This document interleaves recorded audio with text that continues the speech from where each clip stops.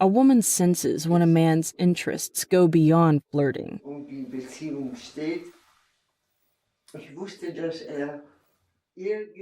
And that was the case here. I knew that he was somehow, I don't want to say in love with me, but very interested in me.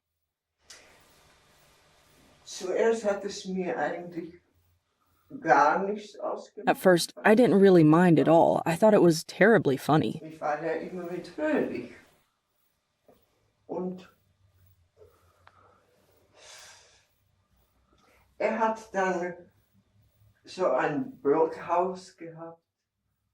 He had, as already mentioned, such a small weekend house about 20 kilometers from Berlin, which he invited me once. "Come and see my weekend house. It is very beautiful there," he said. I said, "Yes, well, okay, if I have time."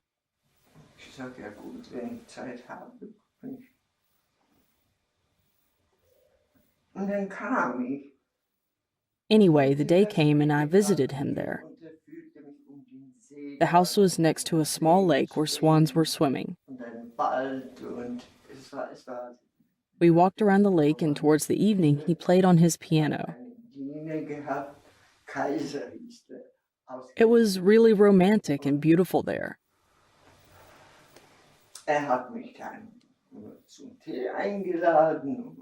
He invited me to tea, cognac, and so on, and I had the feeling that something was brewing.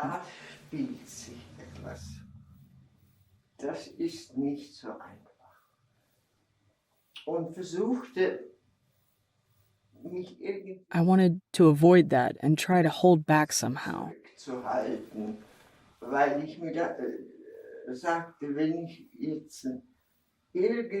I thought to myself, if I somehow show even a little interest now, then I don't know how he will react.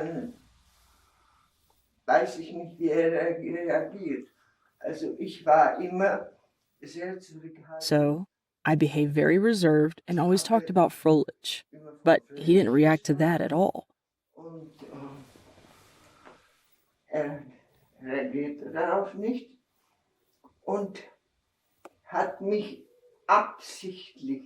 The evening passed and more meetings followed.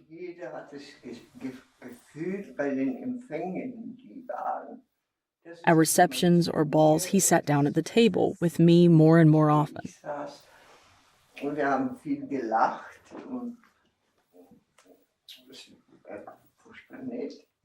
He was a great entertainer, educated, charming, and amusing, by the way. It was a strange relationship because I was not actually in love with him.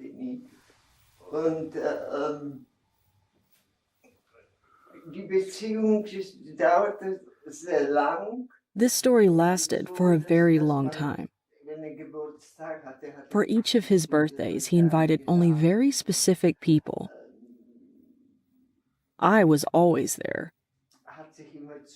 He always sat down at the table with me. He always wanted to be near me. You know, I was only 23 years old and inexperienced. I didn't think anything of it.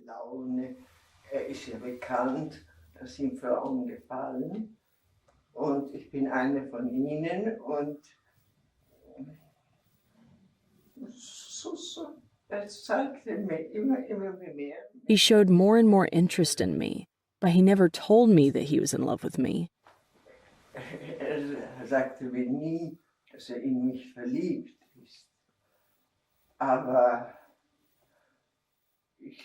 But a woman senses something like that.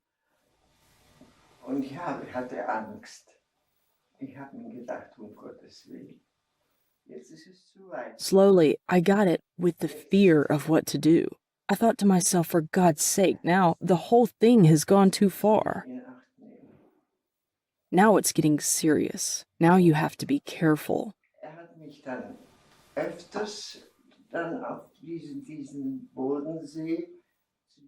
He invited me more and more often to his weekend house at Bodensee, even very often.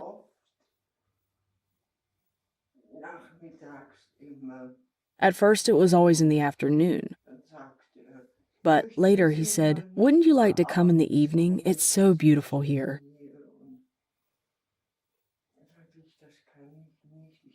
I said, "I really don't know." I thought I had better not, but I agreed.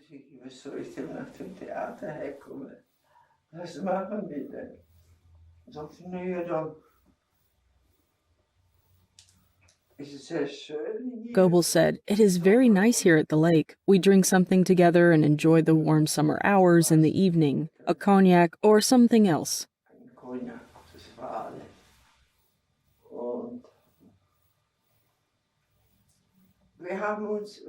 So I went with him to the lake. We talked, and I already thought this could be dangerous.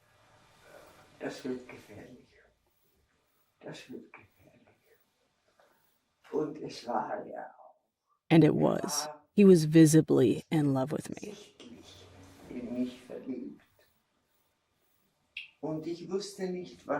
And I didn't know what to do. I was Czech. I couldn't just show that I wasn't interested.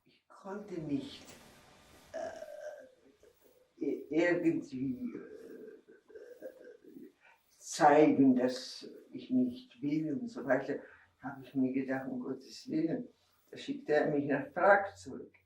I was afraid that he would send me back to the Czech Republic now that my career had just started. He could have expelled me without any problem. And so it went on, and I didn't know what to do anymore. Rief mich manchmal an. He called me sometimes. I still had my apartment in Berlin, and he always called me there. Mostly I lived with Gustav in his villa. On Czech territory, we stopped somewhere in the early morning, and then my friend said, "Okay, now you are in Czechoslovakia. And now you must see for yourself that you can cope. I'm going back by train." So I was on my own. I finally found my way to Prague.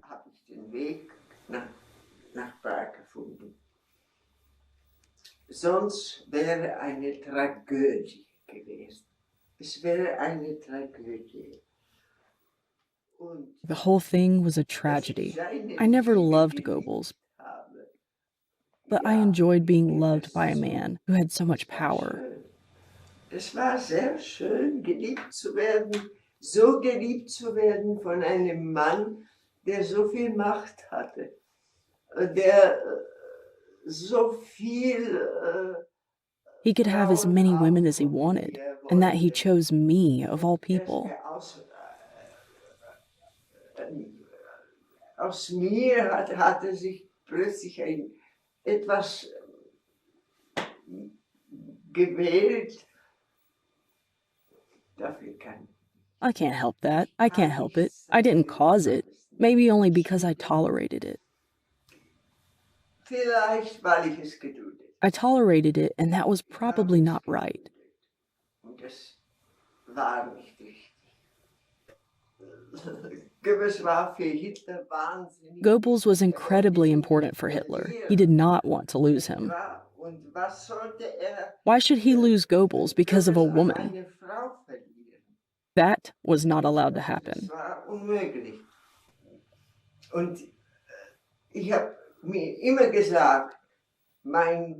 I said to myself, my God, I am a Czech. They can deport me at any time. It's better to just run away now. Let them do what they want.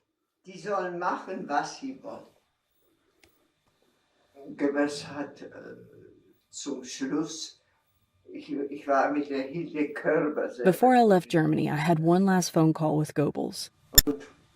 Gebers hat da.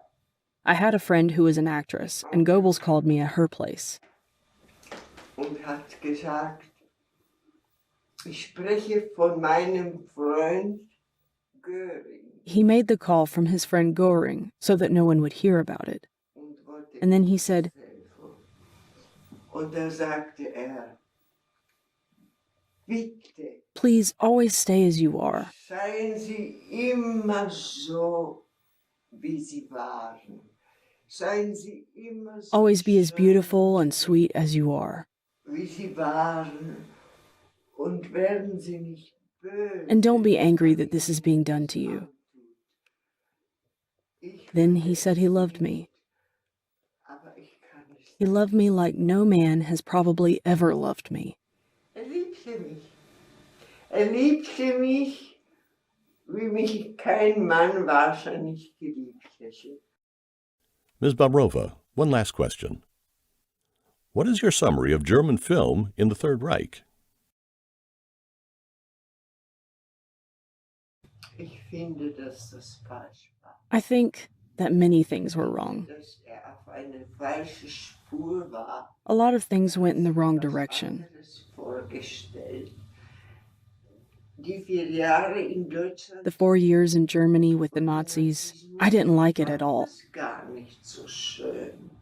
Ich fand das gar nicht so, dass recht hatte. Hatte nicht recht. I don't think Hitler was right about everything he did. Und He was not right. Democracy is democracy.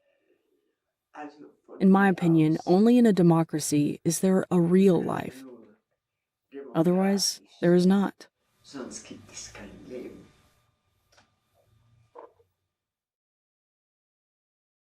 Nach dem Kriege besuchte sie uns in München und hat mir zu meiner Konfirmation eine unvergessliche Feier ermöglicht.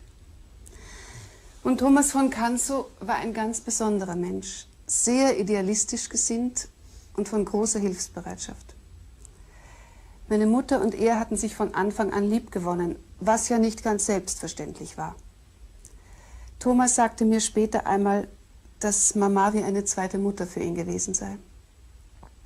Auch er hatte teilweise in Karinhall gelebt und kam auch später noch öfter zu uns, zuletzt zum 80. Geburtstag meiner Mutter, für die er in einem Münchner Hotel einen Empfang gab. Thomas war damals schon sehr krank. Er starb kurze Zeit später, ein paar Tage vor Mamas Tod. Waren Sie einmal in Schweden? Ja. Karins Familie hatte Mama und mich im Sommer 1953 dorthin eingeladen. Ich weiß noch genau, es war mein erster Flug und ich war zuerst schrecklich aufgeregt und dann hell begeistert. Seither bedeutet Fliegen für mich eine ganz besondere Faszination.